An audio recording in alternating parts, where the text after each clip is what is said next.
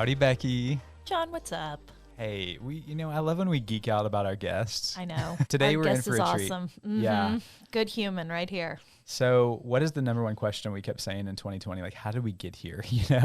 Today we're going to unpack that in a huge sense of like how is fundraising the way it is today? And why did we get to this place? And what are we going to do about it?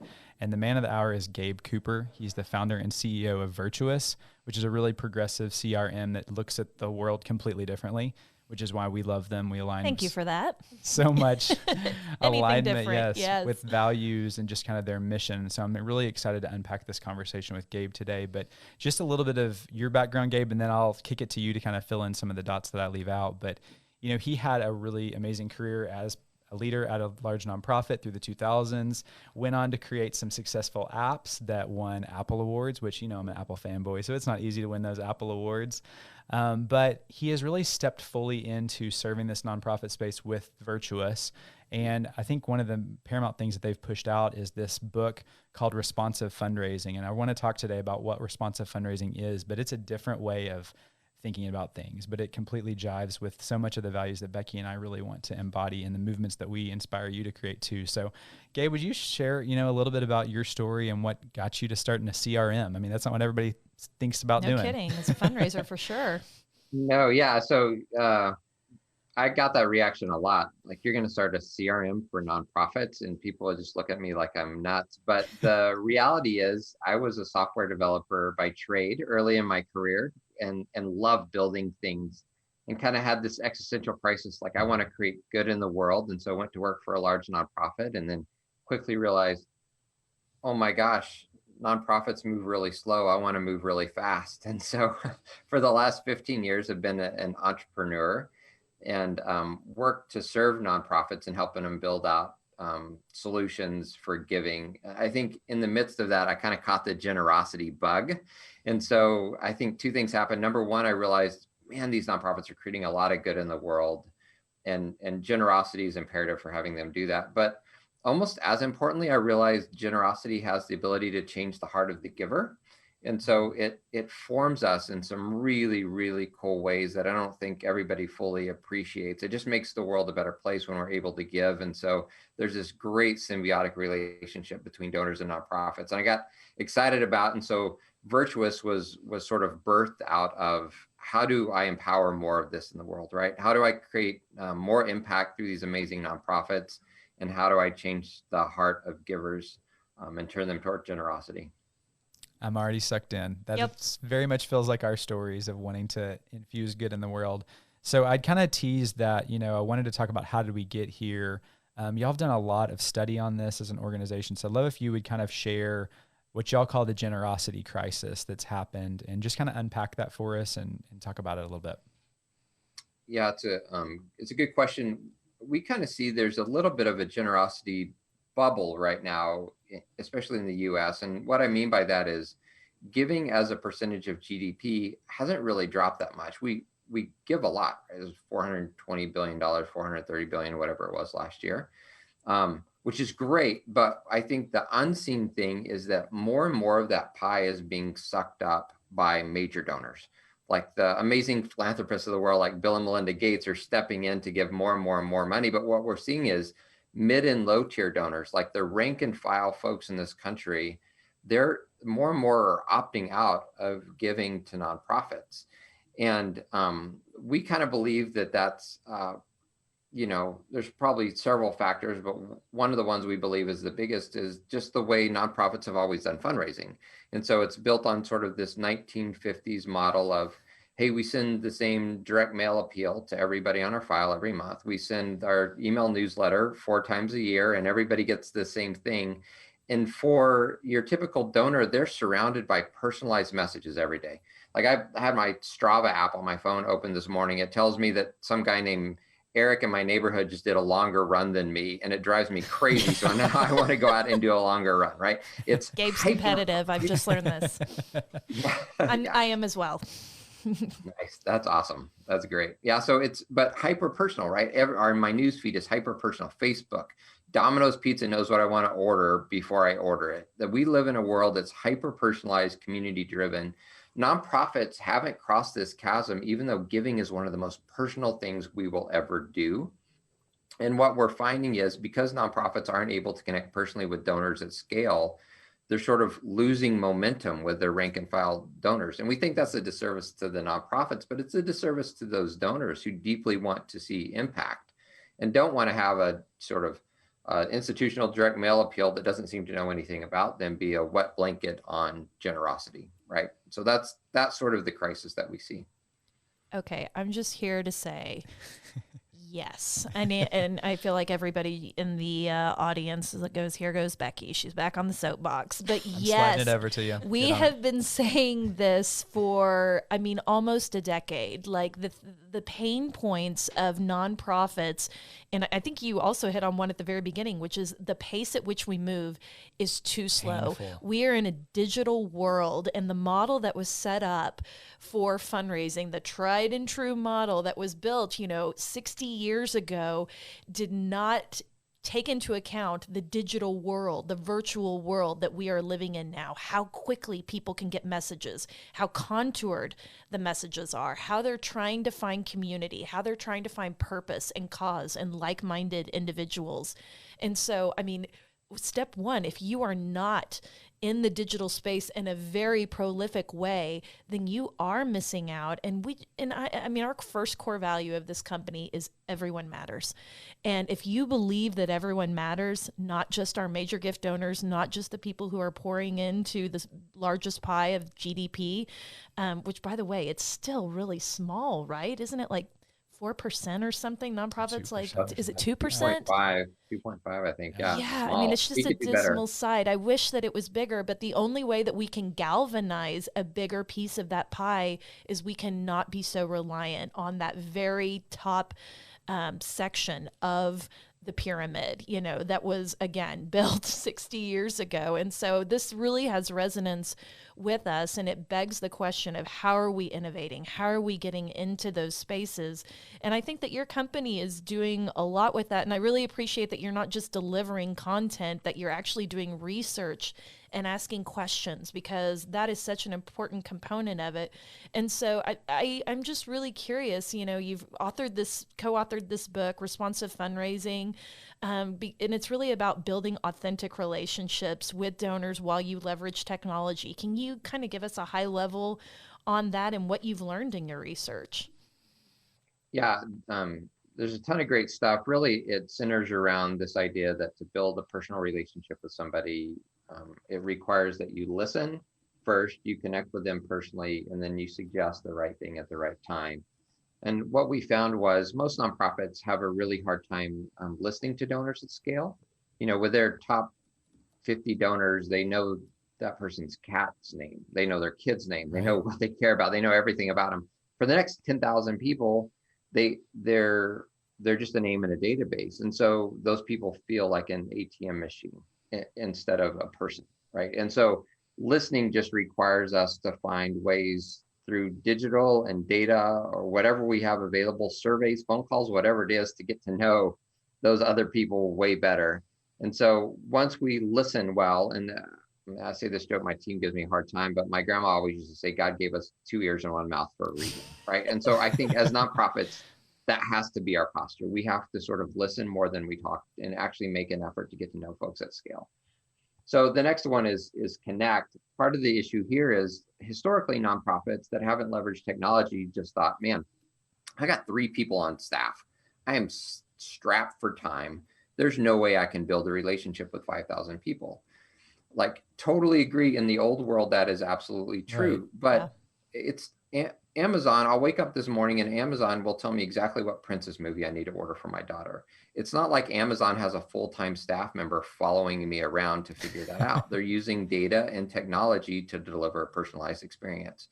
And so if we're using technology well, we can begin connecting with people at scale way better than we have in the past. And then finally, suggest is we have to suggest the right thing at the right time, which, by the way, is more than just money. Nonprofits get the money thing, because if you've been in a nonprofit a while, you realize, you have somebody that just gave you a gift of $50,000, and the next month you ask them for $50 a month and you get your fundraising person gets an angry phone call, like, why the heck did you ask me for $50? I just gave you $50,000, right? So we all know that sort of suggestion, but what we underappreciate is seeing people as more than just checkbooks and asking them for time, talent, social capital, being willing to be generous with our donors before they're generous to us, and really leaning in more intentional ways. And so what we find is when the nonprofits that are able to do all of those things well, particularly do all of those things well on multiple channels, not just digital, but digital, mail, phone, events, email, all of it, that they see tremendous increases in donor retention, which is probably the biggest problem nonprofits are facing, but increases in acquisition, increases in average gift. When you treat people like people, they just tend to be more generous.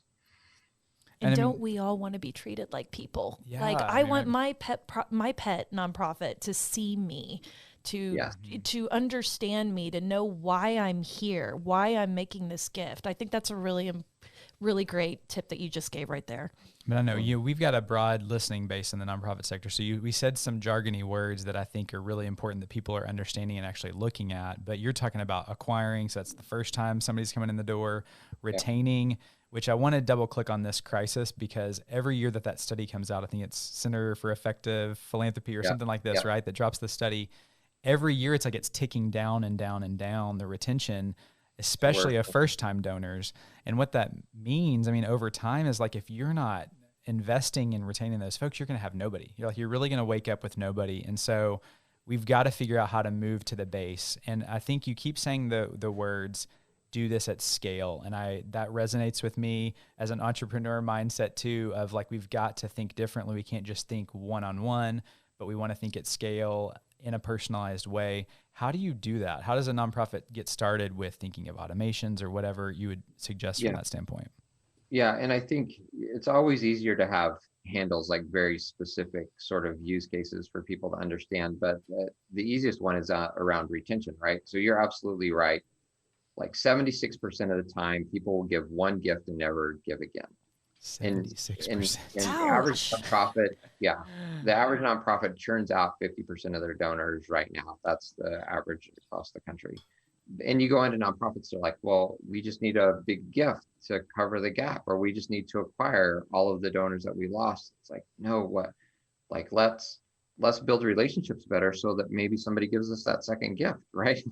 Let's actually, and so that's where things like automation, which you mentioned, it comes in. So a really simple place to start with this is just a multi-channel welcome series when somebody first gives a gift. So what if, somebody gave a gift, and instead of getting a direct mail piece 60 days later with a welcome insert in it, what if they, right after they gift, they got a text message from somebody in your program team thanking them so much for their gift? What if 2 days later they got a phone call? What if 3 days later they got an email that was directly related to the impact of the thing that they gave to? And then what if a few days after that, they got a survey so we can deep dive into their interest, and so we understand how to communicate with them better in the future? And then what if 5 days after that, they got a postcard in the mail with a picture of a person from the country that they impacted? So now you're talking multiple channel, multiple touch points related to what they gave to. And now you can capitalize on that sort of camp high they had, that dopamine rush they got when they gave originally. Now you're making full use of that, and you're drawing them into the cause right away, right after their moment of giving. When just doing that simple thing, a multi-channel welcome series. Like, if you don't hear anything else I say today, start doing that today. And what you'll start seeing is like that your retention numbers are going to go through the roof, and it changes the dynamic, the financial dynamic of your nonprofit, just doing something as simple as that. So there's a million examples like that where personalized automation, data-driven, can be transformative in solving some of these problems.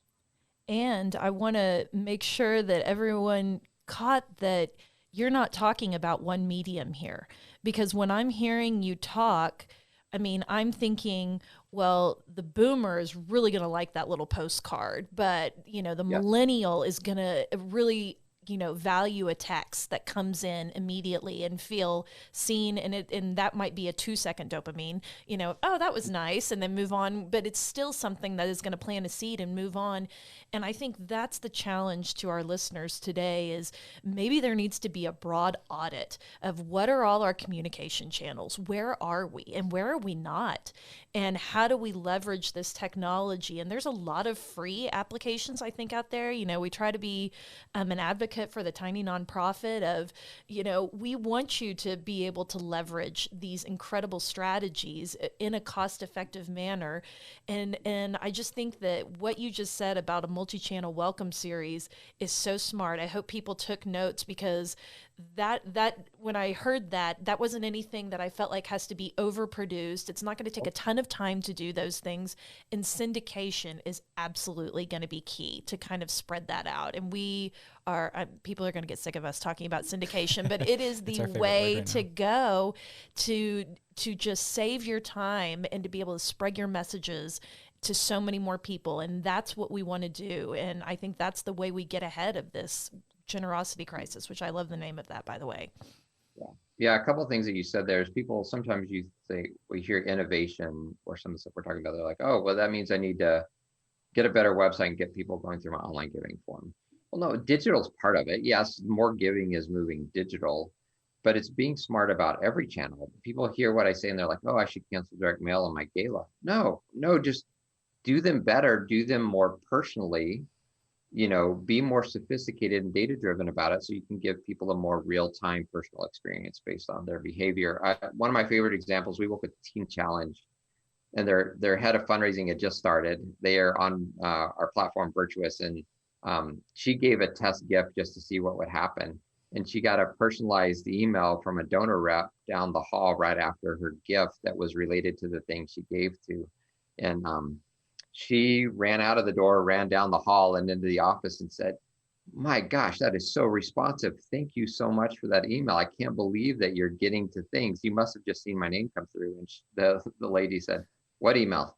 And she said, the email you sent me. He's like, yeah, no, Virtuous does that. I just wrote that email and it automatically plugs in your name and the project you gave to and everything like that. And so she's like, yeah, that's amazing. And so, and again, the other important thing here is it doesn't remove the need for people. What it does is it helps free up the time of your staff to do more of the personal stuff you want to do, make more of the phone calls, do more of the lunches. It just helps you do it in a more sophisticated way. Yeah. But I think everything you're speaking to and what Becky just said, it's just like we've got to stop viewing it in just single channels of how we're connecting, but what is the omni channel at all times and all methods, because people are looking at what you're posting online and on your website and at live events and all the things. So something that I think is interesting that y'all call out, and I think, was it Accenture, the big firm that affirmed this with stats of how much is just lost by people switching to a different brand. But these brands are building, deep relationships because of the personalization. Like, you want to feel known by your wireless carrier, right? You want to feel known by whoever you're doing business with. So I'm just curious if you could talk about, how you've seen this grow engagement by just people feeling this personal is experienced. Yeah, absolutely. I mean, it doesn't take flipping on the news more than about 20 seconds before you realize, like, trust is eroding, particularly trust in large institutions, whether it's large corporations or governments or even large nonprofits mishandling situations. We're living in a generation of eroding trust and sort of fear or distrust of large institutions. The way to fight back against that is to treat people like people, engage in relationship. And so the more personal you can be with somebody, the more you're able to build trust. So the same way that somebody flips brands, based on a lack of trust in the brand, why a brand like Patagonia does really well or Apple does really well, because they're trusted. It's the same with giving.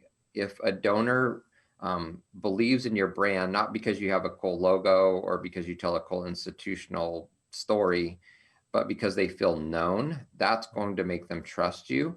And not only is it going to make them give over the long haul, but it's going to make them not shut up to their friends, right? Because when you feel known by somebody, you feel like it's not a nonprofit and they're my like sort of a proxy for doing good in the world. Now you feel like you're shoulder to shoulder. You actually feel like you're part of the cause. When you feel known, you start talking about yourself as if you work there almost, right? Yeah. And so that sort of building trust and feeling known is critical to scaling generosity. And what a rock star way to make someone feel like a rock star. It's different to say, I'm connected, to Heifer International, or I'm a donor to Heifer International. But if you say, no, I know John, like John has reached out to me from Heifer. I mean, he understands that, I like to give through mobile, and he thanks me and he keeps me updated on impact. I mean, there is a much deeper level. And I just think what you just said about personalization, building trust is so smart and brilliant. And I wonder if you could give just our listeners a couple of examples of what they could do easily that could employ that technique in some way. Yeah, there's a million things. One is just thanking people a lot at the right times and making them feel like they're known. So super simple things like track your donors' birthdays and have automated ways to send them birthday cards or emails on their birthdays or anniversaries. Like that's like a good little starting point for making somebody feel known. The other is figure out what they're passionate about. And so if you do water malaria, somebody cares about water, somebody else cares about malaria, like acknowledge that that's the thing they care about and thank them around that. There's an email from an organization that we looked at that does, they have doctors in Central America that provide care for kids. Okay, their email that came back said, hey, meet Peter. He's the doctor that's working with Estella, this girl in Nicaragua that's facing this problem. And your gift enabled Peter to provide care for Estella. And it's literally a thank you note from this doctor with my name in it. And then a little bit about what it provided for Estella. And then a button at the bottom that says, see more kids like Estella that you could impact. And oh my gosh, hyper personal, right? So it wasn't like our organization is awesome. It was more like, you, Gabe, helped Peter provide care for Estella. You can serve more people like Estella. The organization, it was WotC's the organization, but they almost disappeared in the email, which was amazing. Like in the matter of 30 seconds, I now feel like I'm shoulder to shoulder with that organization in the battle on the front lines. Oh, that was such a good example. And to me, the brilliance of that is that the nonprofit is not making itself the hero. They're making the donor the hero. And that is a secret sauce that everybody could employ. If you are saying we, that's too much in an email because it's not about us. It's either about the impact or it's about the donor's ability to invoke the impact. So that is such a great story. I'm really curious about Virtuous. And for those that don't know about your company, I wonder if you could share a little bit about the mission, because I think one of the reasons we were so drawn to it is it has such incredible core values. I think it aligns so well with our company. It does have such an emphasis on people and work-life balance and family. So can you share a little bit about your mission and how you're helping charities kind of reimagine generosity? Yeah, I mean, our corporate culture, part of that is just driven by a lot of the folks here have families. I have 5 kids, right? And so if I don't have balance and emotional health in my life, I'm going to blow up. And so a lot of what we care about is we want to work hard, but what we say here is we take our work very seriously. We don't take ourselves very seriously. The last thing I want is to go to a job where people aren't having fun and don't enjoy one another. So that's a huge part of who we are culturally. Yeah, I've seen your offices, very Google, very open, and I love them. Yes. Yeah, that's right. That's right. But the other big thing is we all care deeply about increasing global generosity, right? And serving nonprofits. And so that's at the very heart of what we're doing. The work we're taking seriously is we want to we talked about the percentage of GDP. I'd love to see America go from 5 or 2.5% of GDP to 5% of GDP. Like I'd love to be a part of that generosity growth. And so that's what pushes us. That's what moves us. And so every feature we build is around how do we increase global generosity everybody we sell to, that's our goal. We help our customers measure ROI and see how much generosity, net new they're creating in the world. But it even flows down to our team. So everybody on my team has to volunteer 2 hours a week at a nonprofit, not a virtuous customer, just a random nonprofit, and serve them on company time. Like everything we do is about mobilizing generosity globally. And so it's fun to be a part of. It makes work a lot more fun when you show up at a place like that and everybody's lined up around that same mission. Oh my gosh, we love you guys. But that's such a great hack. And I think when you set the tone for something like that in your organization, culturally, you're going to get the right people who want to come in and want to lean in and do good. So good on you. Yeah, that's right. And it changes. I mean, it does two things. Number one, like I said, giving changes the heart of the giver. And so I think it makes the team more humble, more thinking about service, and it's just good for the soul. But the other thing it does is it creates a lot of empathy, right? And so you guys deal with nonprofits and talk to nonprofits every day, and people in nonprofit work, there's a lot of churn and turnover because people tend to get a little bit cynical, and then people in our industry tend to get a little bit cynical sometimes. But there's just something about serving at a nonprofit that just rips that cynicism away. And so now when you show up on a phone call, you show up to serve, you show up to be present, you show up to actually help. And that sort of heart shift is so imperative in our space. I love that, man. Preach. More companies have got to adopt this and develop empathy of their staff and leaders. I love that.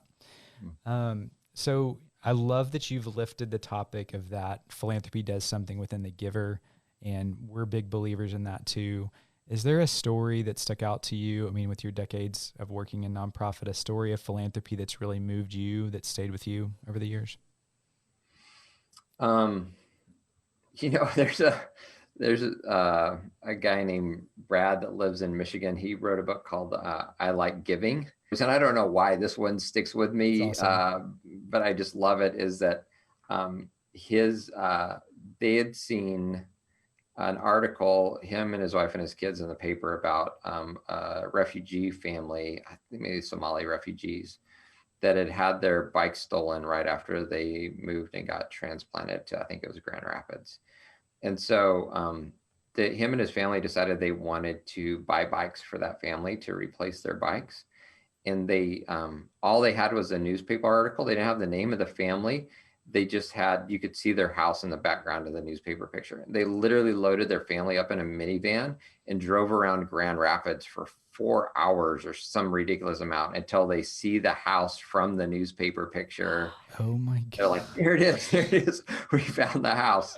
And so, go and end up buying the family new bicycles to replace their stolen bicycles. And, tears were shed in the whole 9 yards. But I think that one sticks with me because it's, I think we get so used to giving to nonprofits that we think about it as a transactional, sort of like the nonprofit is the priest that sort of sits between us and the ultimate good we're doing and sort of mitigates that relationship, right? And there's something about that story where it's like, it's not about money, it's about being brought really close to the good you want to accomplish in the world and being crazy about how you go after it. I mean, just the fact that they would do that seems completely insane to an outsider, completely but through irrational. The lens of generosity, it makes perfect sense. I love it. I love irrational generosity. I mean, we should start a movement around that because yes, it's generosity. Yes, it's giving. Yes, it's philanthropy, development, and fundraising. But I think what you said before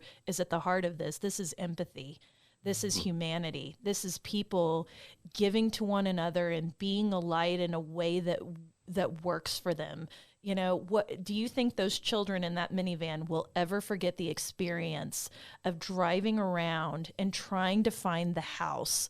And I just see my kids. Don't you want to be those kooky parents that do that kind of stuff too? I am that kooky parent, John. You have forgotten. I am the quirky one. And I think show up in a way that is meaningful for you. If you don't have the financial wherewithal to be able to make a gift at this point, we all have hands.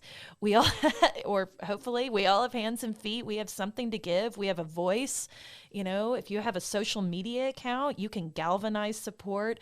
And I just think that was a beautiful story about just finding a way that you can be a light to somebody else. So I can understand why that stayed with you, and I love that story.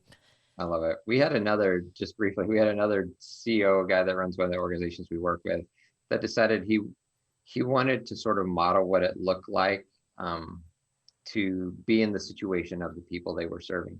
So he went and got like in a boat in the middle of the lake, and he was going to stay out there until he raised all this money. And there's people living in a boat out in the middle of the lake. Friends are really fascinating people. I know. So there ends up being massive storms. Like, he didn't know this was coming, but massive storms in the town. So all like his friends and family start worrying about him, right? Because he's out in like crazy town. And so social media starts lighting up. Like, is he okay? Like, is he going to survive? So the news channels show up. It's like, what is this guy doing? But it ends up like creating all of this awareness. And so it's irrational, right? It's just this brave, crazy thing to do. But I kind of wish more of us thought that way. Just take big risk, big swings. You're going to fail sometimes. Failure is okay. And I want nonprofits to hear that loud and clear. Like, It's okay to try something brave and fail. But man, oh man, I wish more of us had that sort of irrational, we're just going to go get it mentality. That will be the hashtag for this episode: irrational generosity, irrational creativity, because who knows what space it could move into and touch someone, again, to your point, at the right time, at the right place. One of the final questions we ask all of our guests is, tell us one good thing, one good life hack, words that we can live by. Do you have one good thing you could share with our audience today, Gabe? Yeah, the most important thing for me in life has been what we call durable relationships. And so nobody needs to be in life alone. And so it's not just that you need friends and a community around you, a like-hearted community, is you need people that know all of your flaws, and it's durable, meaning it holds up over time. And even on your really dumb days, they're right there with you. And so I think if we don't have that sort of durable community, we're sort of bound to fail and bound to blow up, especially for the ones of us that want to make a big impact and we're hard charging. And so if you don't have that today, go out and seek out those people and really be intentional about building durable relationships with a close-knit community around you. Do you feel like it's prophetic, John, that we started with our number one company value, which is everyone matters, and then Gabe's one good thing is basically our final company value, which is community is everything. So that was an excellent one good thing. Durable relationships. Let's chase them. So Gabe, how can folks connect with you and with Virtuous? I'd love to hear a little bit more. Where are y'all out online? Yeah, so virtuous.org is our URL, and there's a learn link there with a link to responsive fundraising. And so that's just a short page that describes some of the principles we talked about today. And so if you're even if you're not interested in technology, but you just want to learn more about this idea of responsive fundraising, that's a great place to start. You can also find our book, Responsive Fundraising, anywhere fine books are sold. And so it'd be worth checking out as well. And are you on social anywhere? Are you on LinkedIn, or you're on Twitter? I know you're on Twitter because I think your tweets are awesome and you share some good stuff. Yes. I'm Virtuous Gabe on Twitter, and Virtuous CRM on Twitter, and then on LinkedIn and all of the things. Though I've now weaned myself almost entirely off of Insta and Facebook.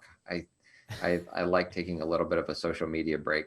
But yeah, Virtuous Gabe on Twitter is a great place to start. Did you watch The Social Dilemma? Is that what inspired that? Don't we all want to take a break? Well, and we do that, right? I mean, like our company, we know what data is available and can be mined to do that to people. And so as I'm watching Social Dilemma, I'm like, yes, people are doing those bad things. I'm like, I'm so glad. But then, my wife and I watched that movie and thought, I'm going to delete Facebook for a while, Yeah. And I watch that and I think, I am in a rage against this machine. If this is what the negative part is of social media, that tells us as socially good entrepreneurs, we've got to pour more good into it because we think massive change could happen there. So Thanks for Yes. joining There's our little Becky's army. good thing of yeah, the day. there's my one good thing. I always add one. Reinstall Sorry. the Facebook app. Gabe, Gabe, you're a this has been delight. I awesome. enjoyed this conversation so much. I just am rooting for you and your company and this just great ideal that you're putting out into the world. Yeah. appreciate Thank you you. guys for having me. It's been fun. Absolutely.